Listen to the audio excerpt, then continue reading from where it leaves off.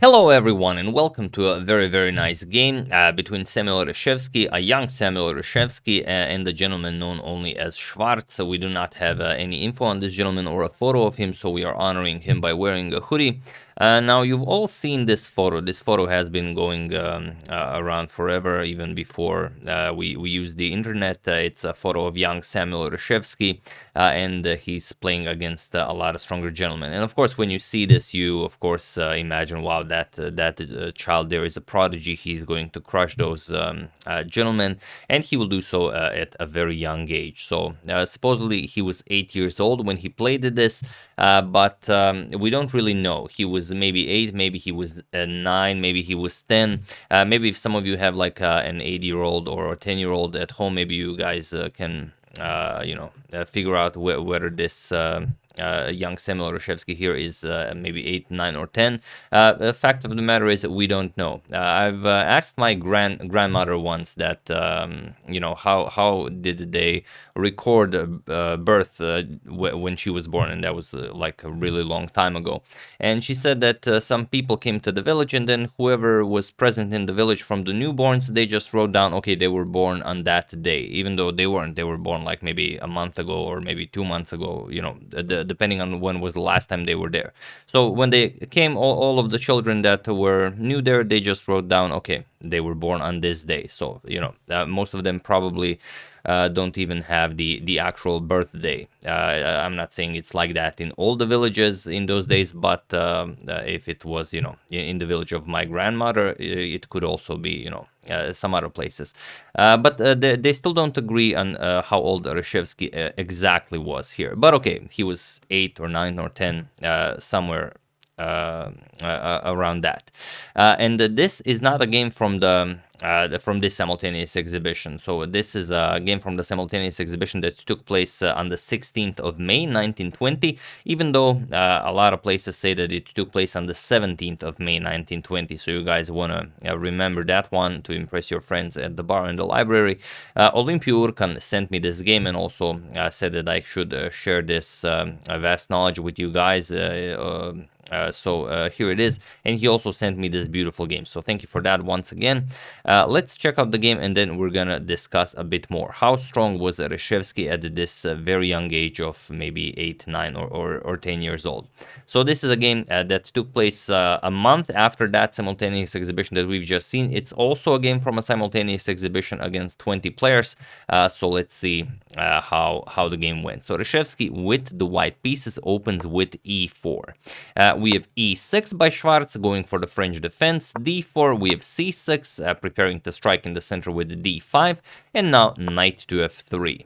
We have d5 striking in the center, e5, and now h6. So a very unorthodox way of approaching the French, but it's not unheard of. It has been repeated in modern times. We have bishop to d3, and now bishop to b4 with check. We have c3, and now bishop to a5. There is a game from 1997. Also, it was a simultaneous exhibition in Frankfurt that was held by Veselin Topalov, and his opponent played bishop back to e7. Here, of course, Topalov won that game very nicely, but here we have bishop to a5, and this position has never been repeated again. So let's see how young Reshevsky continues. He castles his king. We have knight to e7 and now rook to e1. So very standard stuff. The knight ready to come to f5. We have knight to d7 and now knight b to d2. We have knight to f8. Both players are remaneuvering their knights. Knight to f1 and now knight g to f6. Knight f to g6, sorry. We have knight to g3, and now Schwarz also castles. And now knight to h5. And this is now an excellent square for the knight. Can't really be kicked away, and it's really just a powerful piece there. Black is eyeing that h6 pawn with the bishop. The knight is attacking the g7 pawn. This bishop attacking the knight here. So everything is aimed towards that black king. So here king h7, making room for the rook on g8, but also for or the knight on g8 if needed, and the king will also help in supporting of these pawns. We have queen to d2, and now knight to g8, and now Reshevsky plays g3. Also worth considering here is just g4 and g5, trying to bust open the position, but okay, it's a simultaneous exhibition. We have g3, and now bishop to d7. We have knight to h4, mounting the pressure as this knight is now pinned due to the bishop on d3, bishop to e8, and now we have f4. Here, f4 is a fine move, but a slight improvement would have been queen to f4. Of course, the knight cannot capture the queen, it's pinned. The point is, we are now threatening knight captures on g6, or bishop captures, and after the pawn captures, we pick up the rook. So black would have to play something like queen to e7 to guard the rook, and now we play queen to g4. And now it's the same idea, we're going to play f4, f5, but with the king being a much better placed on g4. But okay, a slight improvement maybe. So f4 by Reshevsky, king to h8, and now knight g2. We have queen to e7, and now g4. So f5 is coming, and here Schwarz plays knight to h4. And knight to h4 comes with a very serious threat that can very easily be avoided. We could play something like queen to f2, the knights get traded off, and the game continues. However, Reshevsky, as this was a simultaneous exhibition, played f5, and he allows black a most a devastating move, and that of course is knight to f3 check. So young Reshevsky completely blunders his queen in a simultaneous exhibition against 20 players. And now you might think, well, okay, fine, that's a game over, he resigns now, and many people would, but not young Reshevsky. Let's see how the game continues. We have king to h1, knight captures on d2, so the queen has been eliminated, bishop captures on d2, and now e captures on f5. G captures on f5, so white's king side is completely ruined, and now queen to d7. So what do we have here? Black has a queen, white doesn't, and white only has one knight for a queen. That's not compensation at all, and well, best would be just to resign. But of course, young Reshevsky plays on. He plays knight to h4, knight h to f4, bringing the knight back, and now preparing ideas like e6 and creating a pass pawn maybe. We have bishop back to d8, and now comes h4, preventing bishop to g5. We have knight to e7, attacking the f5 pawn, and now knight to e3. Just keeping an eye on this pawn here. We have f6, trying to break up the pawn chain, and now Reshevsky advances the pawn to e6. And okay, he grabs even more space, but he's down a queen, so what good is it? We have queen to d6, putting pressure on the knight here, knight e to g2. The knights are defending each other. We have bishop to c7, now pinning this knight. If the knight moves, queen to h2 will be checkmate. So bishop to e3, and now g5. Busting open the position here, and you have to be careful now. If captures, then black can even move his king, bring the rook to the h file to attack the white king. So we're gonna capture f captures on g6 en passant, and now rook to g8, going after the pawn this way, because even though it looks like you could capture because of the queen h2 checkmate, you can't, because if knight captures on g6, we can simply capture it with the bishop, and if bishop captures, we capture with the knight, but now it's with check, so black of course cannot deliver checkmate. King h7, now we just play bishop f4, and now we win the game. If the black queen wants to avoid being captured, queen to d8 is the only square, but now e7, and that's a game. Queen e8, we're gonna capture here, bring a queen into the game with check. Queen captures, knight captures with check, and after rook captures, we're gonna pick up the bishop on c7, and we have of course a winning game. We're up a rook, a bishop, and a knight. So that's what happens if you go after this. So of course rook to g8 is played, adding another attacker to the g6 pawn, but now Reshevsky just plays h5, and even though white is controlling a lot more space, black is still completely winning. I mean, it's a queen for a knight. This is unheard of. So king to g7, and now knight to h4. And now if this knight could land on f5, then it would be a completely different story. But how do you remove this knight from e7? Seems like an impossible task. One way is to bring the other knight somewhere, let's say to g3, so the other knight can come to f5 as well, but that's a lot of squares. So here b6, black now prepares to bust open the queen side, and now rook a to d1. Reshevsky continues developing, and black seemingly without an active move. We have c5 now striking in the center, bishop back to b1. Now the d file is opened for the white rook. We have bishop to c6. Now putting the bishop on this diagonal as the king is on h1, so king to g1. There's even time for this, even though we're down a queen. So rook a to e8, and now bishop back to c2. Probably a waiting move, checking to see what good old Schwarz will do. We have queen back to d8, and now b4. Reshevsky plays the strongest move ever in chess. We have c captures on d4, c captures on d4, and now rook g to f8. Again, what do you play here? Bishop to f5, saying that, okay, now everything is nicely protected. My bishop is a monster here. You can never capture it because then knight captures on f5 is just, completely winning. So queen to b8 now, again, putting more pressure on the knight here. Rook to f1, just defending. So how can black make progress here? Rook to d8. We have rook to f2, now trying to double up here on the f file, but now bishop to b5, not allowing this. We have rook to e1, now the bishop can move, we can play maybe rook to e3, maybe put the rook on g3, bishop to d6, going after the b4 pawn, and a3. So is there a way for black to break through here? Black is up a queen. Black has a queen for a knight. It would be crazy if black just couldn't do anything here. So rook to c8, and of course we grab open the c file for her rook, and this is how we will activate our pieces. So king to h1, and now rook to c3, a very active move, and now Reshevsky just sidesteps with the bishop so he doesn't lose it. Bishop to d2, attacks the rook, and rook captures on a3. So black is starting to make progress here. We have rook to g1. What is white preparing here? Like we said, it's very unlikely that white can break through anything here unless both of the knights can reach the f5 square. So here we have rook to a2, now putting pressure on this bishop here, and knight f to g2. Now we start remaneuvering this knight. We want to play knight to e3, move the bishop, and bring the knight over to f5. So bishop to c4. And now comes bishop to b1, attacking the rook here. And here black has a way of just, completely winning the position with bishop to g3. And this was in the position. After this, it's very hard for white to find a move because you're attacking the rook. And if we eliminate one of the knights, then we know that the f5 square is forever, for black to use.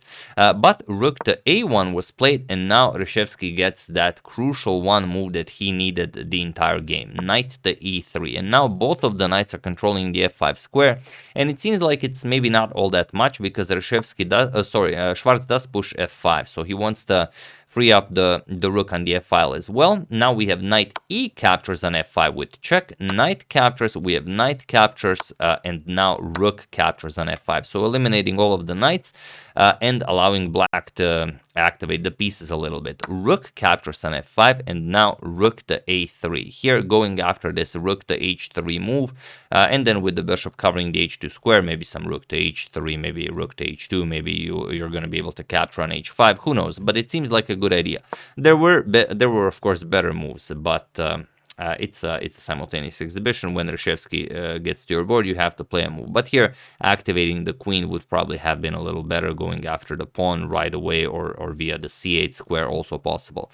But okay, rook to a3 was played, and now comes rook to f7 check. We have king to g8. If you go king to h8, then it's just mate. G7 check, king g8, we're gonna play bishop to h7 check, force the king into a discovery, and after the king captures, we can even bring a third rook into the game with a discovered checkmate from the rook on f7, and we get this really crazy position with 3 white rooks on the board, something you really don't see very often. But okay, king to g8 was played. It is the absolute best move, so the position is still a dead draw, if you will.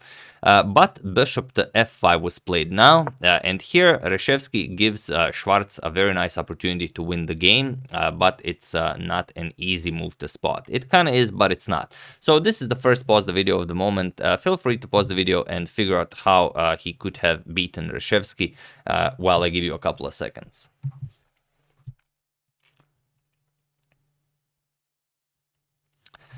So for those of you who were able to do it, congratulations on spotting this very sneaky move that was made possible by the white bishop coming to f5. And for those of you who just want to enjoy the show, the move is of course bishop to e2. That's the good stuff, and there doesn't seem to be any defense against bishop to f3, and that's game over. The bishop covers the h2 square. There's really no move you can play here. Even if you play rook to f1 to sacrifice the rook for the bishop, once the bishop to f3 is played, black doesn't have to allow this. Black can play rook to a1, but this is, I know, it's incredibly difficult to find. Rook captures on a1, and only now bishop to f3 check, king g1, bishop to h2 with check, king to f1, and now queen to g3, and you are getting checkmated. There is nothing you can do about this. There's no useful check, nothing you can do to avoid this. So it was in the position. However, after this bishop to f5 move, Schwarz did not find this. He played bishop to f4. And now, well, now it's much different. Now it's Reshevsky who is winning. So feel free to pause the video once again and win the game for Reshevsky while I give you a couple of seconds.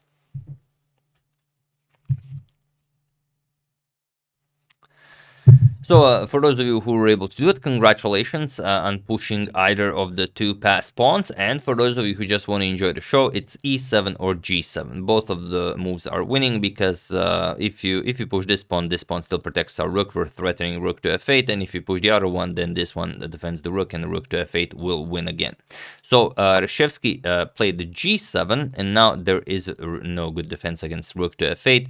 Bishop to g5 was played to kind of discoordinate the rooks. The rook will no longer be guarding the g7 pawn, but now not even rook to f8 check right away. Reshevsky just captures the bishop. We have h captures, and now rook to f8 with check. We have queen captures, g captures on f8, bringing a queen into the game, king captures, and now if you look at the position after all of this madness, the material is completely equal.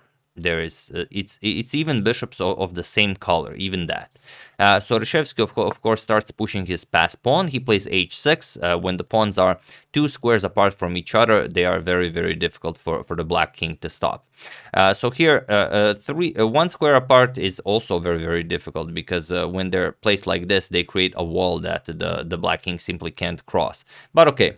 Here we have g4 now, trying to trick Reshevsky. Now, if the rook captures, then you have rook to h3 check, and you can pick up the h pawn. And if you do nothing, then again we've blocked the bishop's control of the h3 square, and rook to h3 is the idea. So here boldly capturing with the bishop on g4, and now bishop to d3. We won this diagonal, controlling the h7 square. So rook to f1 check, and now you can't even capture the rook. If you capture the rook, then just e7 check, king captures on h7. The pawns are just unstoppable. The bishop still covers the h3 square. So king to g8 was played, but now of course e7 is winning. We have bishop to e4 check, and now king to h2. We have rook to a2 with check, king to h3, and now bishop to g6. So guarding the e8 square, but now bishop to e6 check, king to h7, and now the beautiful finish by Reshevsky, rook to f7 check. And it was in this position on move 65 that Schwarz resigned the game, as there is nothing more to be done here. The rook is now blocking the bishop's control of the e8 square. We're threatening just e8 queen, and of course if you capture the rook, then bishop captures, rook to e2 guards the queening square. We just bring a queen into the game, rook captures, bishop captures, and after king captures, of course now we have a bishop. Our opponent does not, and it's a very easy win. We pick up this pawn, and that's it. We queen this pawn. There's no counterplay from black here. So yeah, that's the game from the 1920 simultaneous exhibition. Reshevsky not only won this one, although this was a really impressive one. He blundered his queen very early on, and it was such an incredible blunder. I mean, it happens. Of course, you can see that he's a very strong player. He really milked this one indefinitely, and black had chances, but of course, if you miss your chances, you're gonna lose. But after blundering his queen like this, pushing f5, allowing knight to f3 check, and winning this game. So there is absolutely no compensation for the queen. You control more space. Okay, that is a compensation in itself, but it's not a lot. Black played well. Black opened up the c file, regained control, but then he should have given back some material to survive the attack. But all in all, incredibly impressive game by the, well, I'm not gonna say 8, 9, or 10-year-old, but a very young year-old Samuel Reshevsky. And yeah, you can check out an entire article about him and about his very nice victories on the by Edward Winter. I will put a link to it in the description below. Also, you can check out and support Olympia Urkan. He always brings us these incredible games and always, brings us joy with historical accuracy. So hope you guys enjoy that as well. It will all be in the description below. So yeah, hope you guys enjoyed it. Once again, here we can check out this famous photo. So next time someone sends this to you and they tell you, okay, this was on the 17th of May 1920, you're gonna tell them, no, it wasn't. It was on the 16th of May. That's the mistake everyone always makes, and you will impress your friends to great extent. So yeah, that's the game and some vast knowledge for you guys. Hope you guys enjoyed that. I would like to thank Ryan Urban, Nima Moseni, Stavros Stafianakis, Idil Gumrak, and Mika Kennedy for a contribution to my channel. Thank you a lot. I really appreciate it. As usual, you can check 2 of my previous videos here. Thank you all for watching, and I will see you soon, continuing whatever is happening in the chess world, checking up on your wonderful suggestions, and just, continuing with some very nice chess games. So thank you all. I will see you soon, and have an excellent rest of your day.